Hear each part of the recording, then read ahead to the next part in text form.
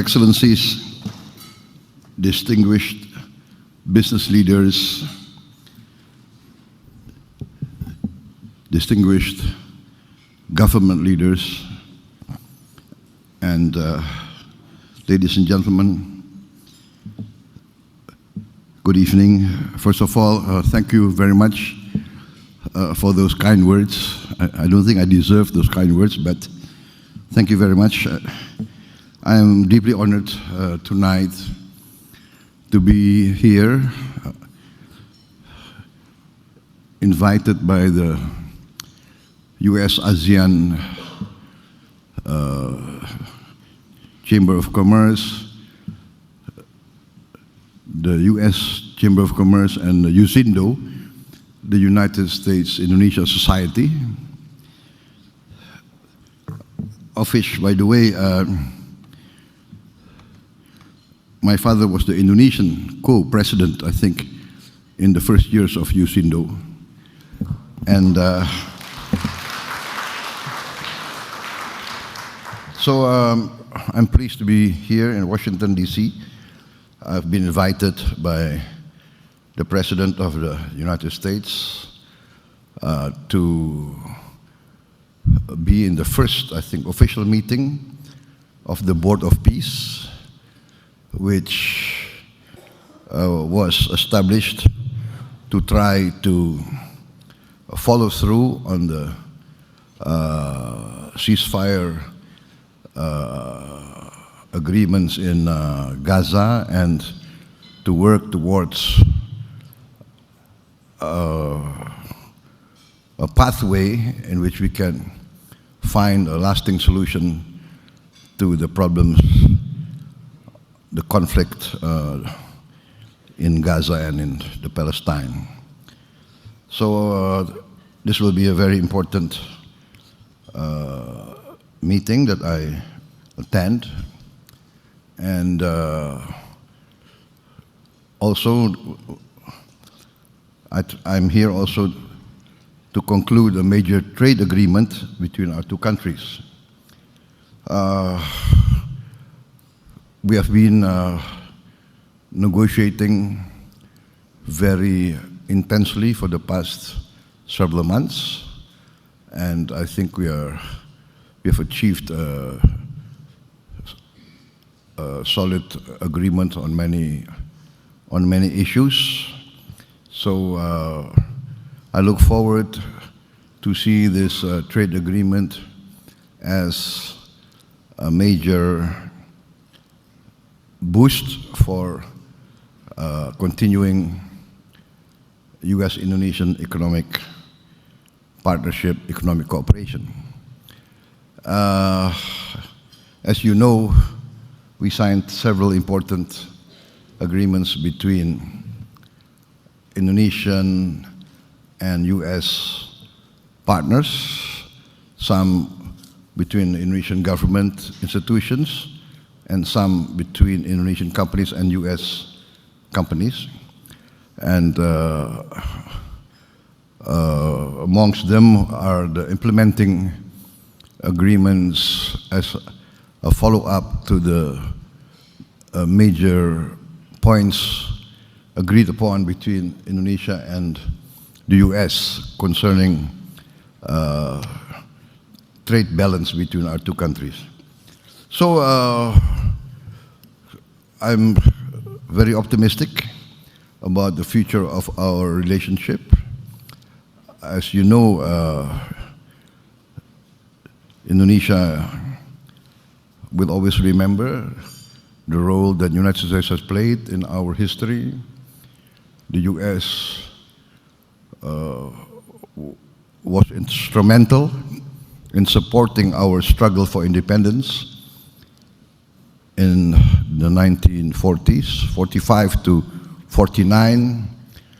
We were fighting a war of independence, trying to free ourselves from Dutch colonialism, and the US was instrumental in supporting us.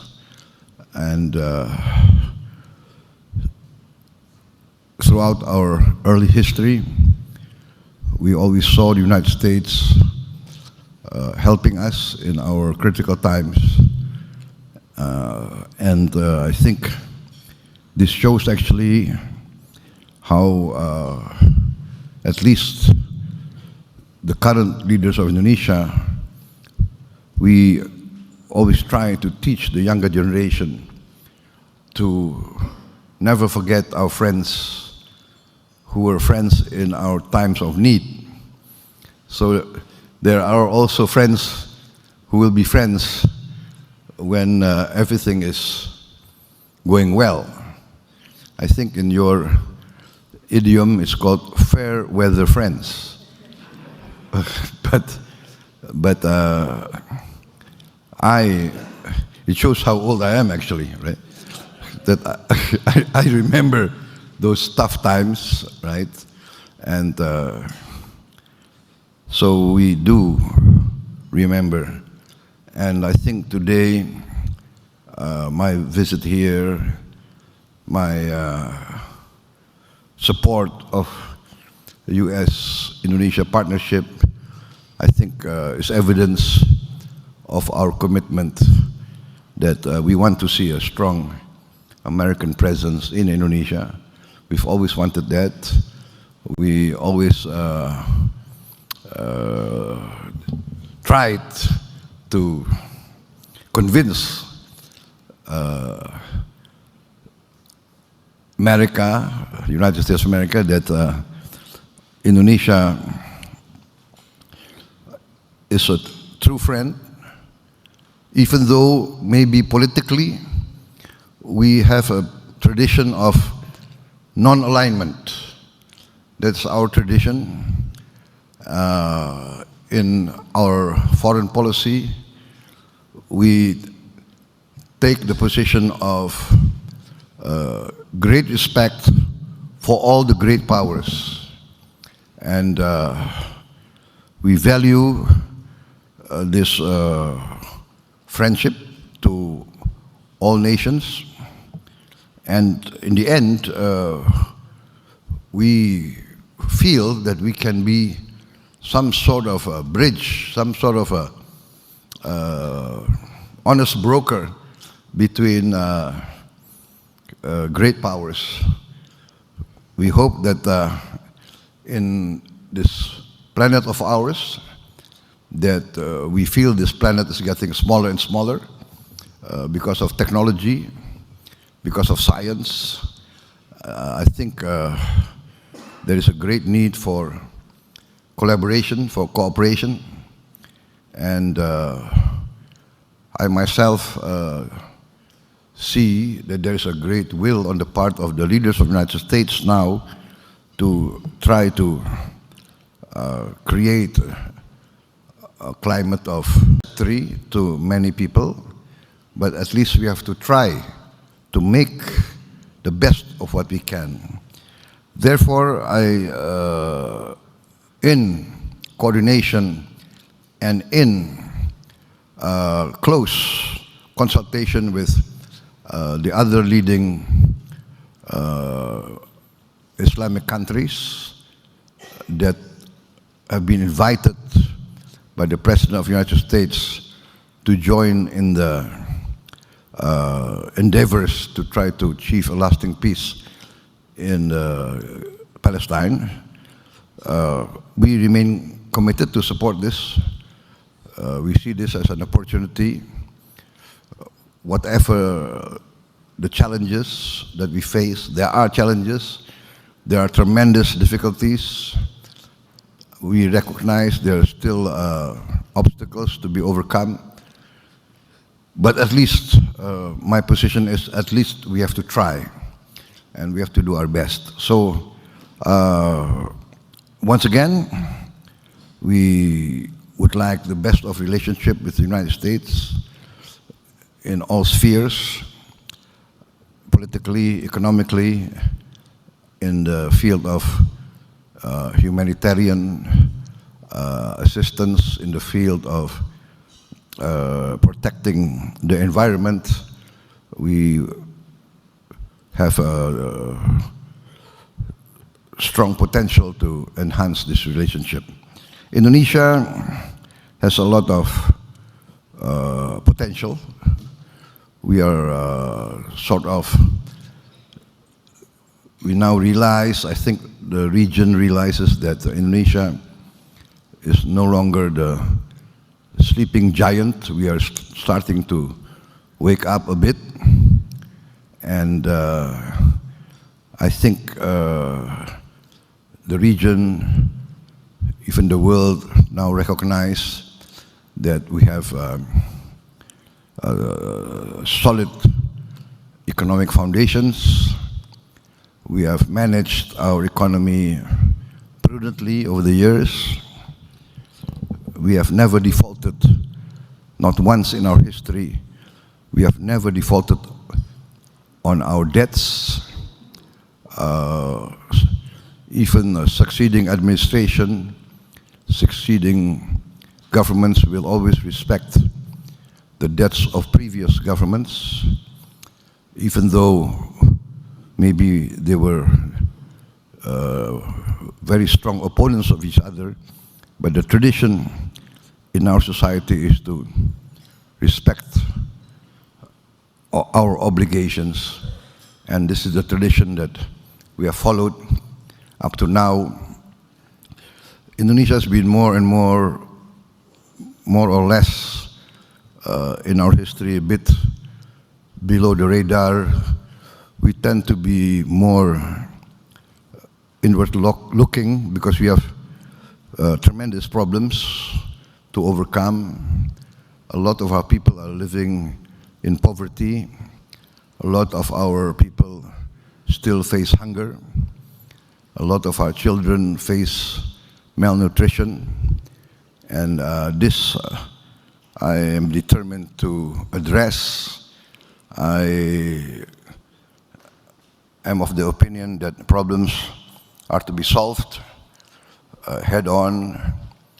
We must have the courage to acknowledge our weaknesses, acknowledge our problems, and do our best to look for the best solutions.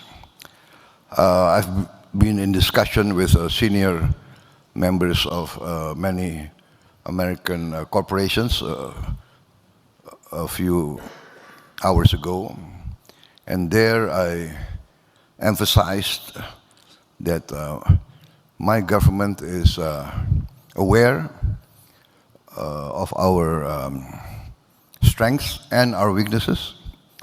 We acknowledge our weaknesses. We are determined to create a more efficient government. We are determined to have good governance. We are trying to create a new, let us say, a new generation of leaders, well-educated, well-trained, but also well-grounded in good administration, good governance, rational, logical, pragmatic management, pragmatic problem-solving regimes. So this new attitude that we are trying to foster in our young generation, we are speeding up in all fields. Of course, economically, we have to protect our resources, manage our resources well, and prepare the human element. Education, for me, is very important.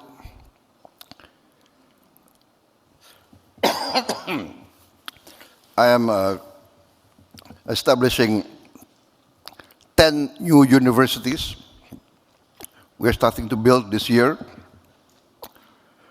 500 new high-quality schools, working together, inviting foreign institutions of education to come to Indonesia, we're opening up the education sector. I've just come back from the United Kingdom and talking to great universities there, Oxford, Cambridge, Imperial College, King's College, University College London, etc., etc. And they are also very interested in coming to Indonesia. I'm also inviting American institutions to work with us in Indonesia, education,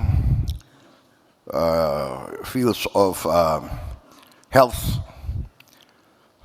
We have a shortage of 140,000 medical doctors, and we only graduate around 10,000 doctors a year. That means it will take us 14 years to fill this gap unless a new effort is made. And that's why I'm creating these 10 new universities, which will be based on STEM, science, technology, engineering, mathematics, and medicine. So here I think also opportunity for the US. We have, I think, General Electric also building medical equipment in Indonesia, and we hope that they will increase their production. We will support it. There were some bureaucratic snags which we resolved very fast. And I did receive inputs a few hours ago from from some corporations complaining of very slow solutions to their problems. So thank you very much for this opportunity for me to get direct input that this is what I like, to solve problems very fast. And I think in the current age, speed is very important. Speed will help accelerate the rate of growth and the rate of progress. So, ladies and gentlemen, I think those are the points that I would like to make. My government is committed to fight against corruption, against malfeasance. We know we have a lot of problems. We have problems of smuggling, human trafficking. We have problems of illegal economic activities, illegal mining, illegal fishery, illegal logging.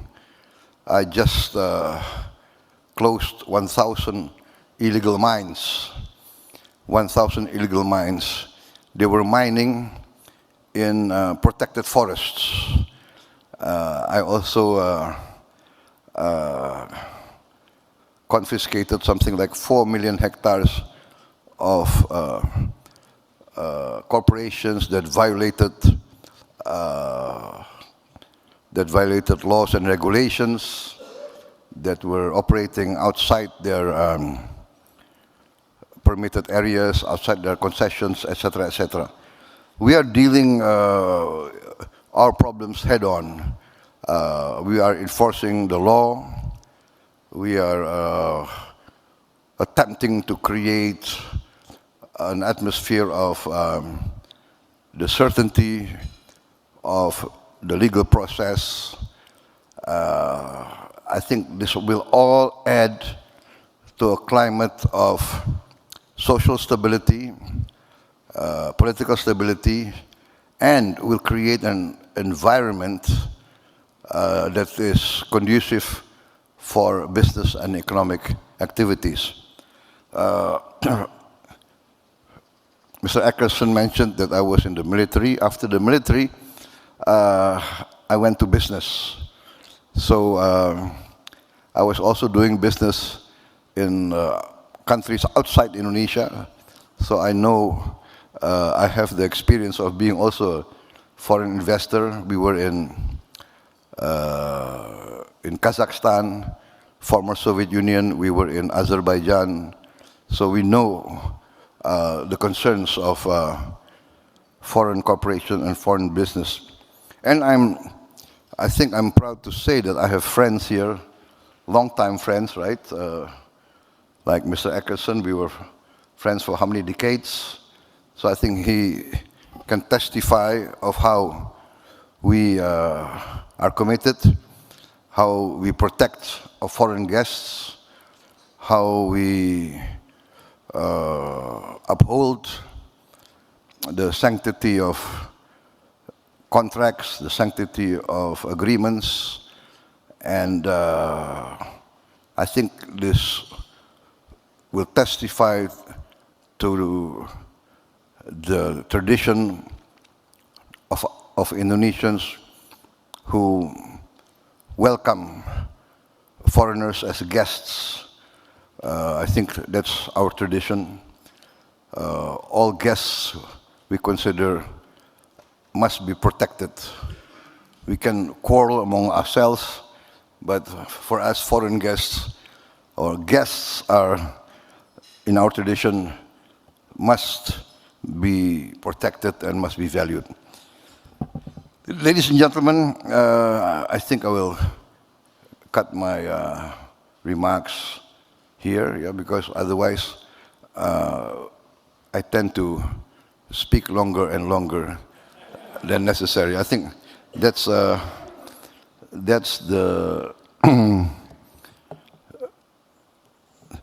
that's the downside of politicians and political leaders, right?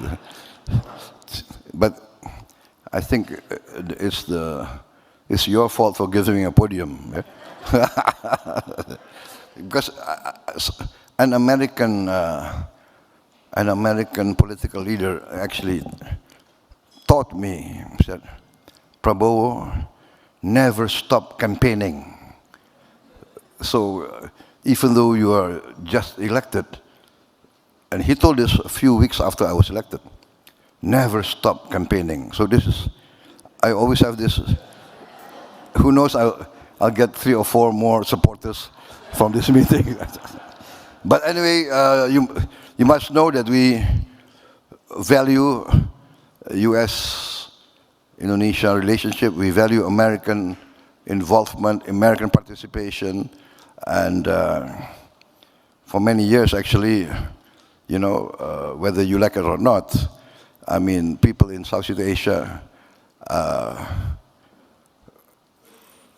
always considers United States as a strong friend and, let us say, a leader of the free world. Thank you very much. Thank you.